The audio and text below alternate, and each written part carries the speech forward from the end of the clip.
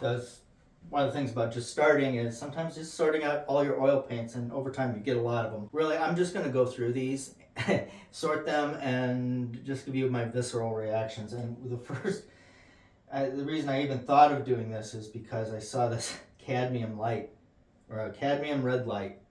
It's an opaque color. It hurts me to hold it. I don't want to use this. So one of the things that I came across was, I have two blacks.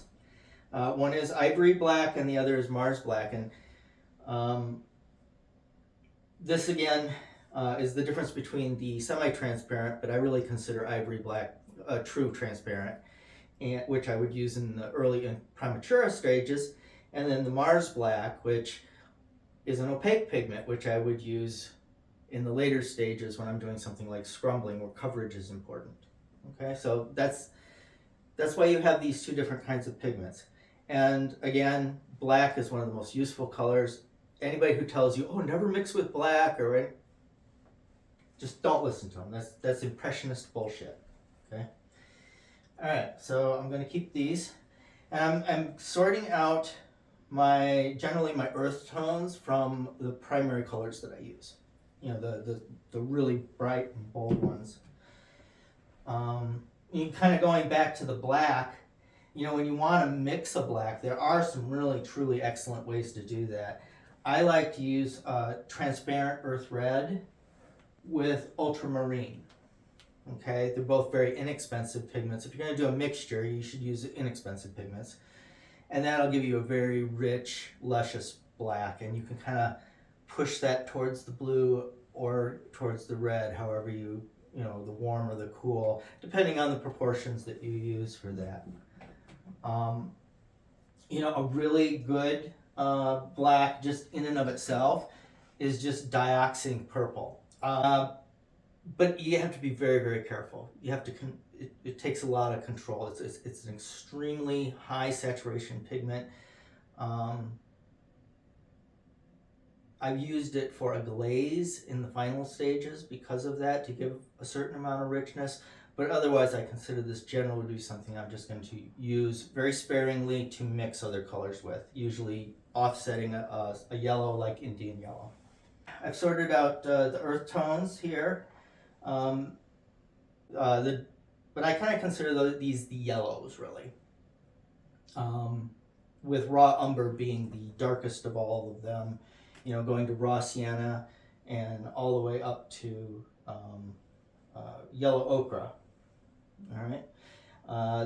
I use two transparent colors in the early Primavera stage, which is the transparent earth red and the transparent earth yellow. I use that with the black. That gives me 3 ways to map out the Imprimatura color areas, for later understanding.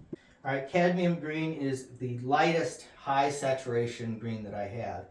So as far as tonal value, so it's very useful to me, but it's useful in the later stages.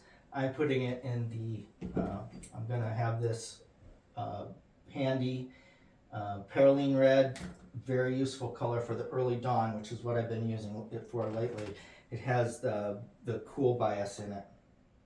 Burnt sienna, generally I will use actually the transparent red instead of the burnt sienna. So burnt sienna is a useful color sometimes, but in the early stages I'm using transparent earth red. Again, in the later stages, this is semi-transparent, but it's really leans towards the opaque. So I tend not to use that until the later stages. A little tube of India yellow that I should use up. This perylene red, see, I buy it, but I don't always use up the old tube, so I'm gonna use my old tube first. Cerulean blue, doing a sky when you're a landscape painter, picking the bright blue is just so critical. And that depends on early morning, early evening, middle of the day. It changes. It changes. And I find that cerulean blue is going to do pretty much any midday, most of the general day in the Midwest.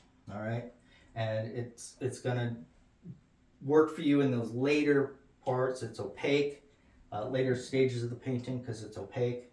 But going back to skies, early morning, and I know this sounds really strange, but Prussian or Paris blue has it's one of those things that's really hard to control, but it has a slightly green bias to it.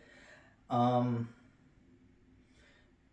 it's just such high saturation, and its tinting power is so strong. So you don't have to use very much of this. You mix it with the white,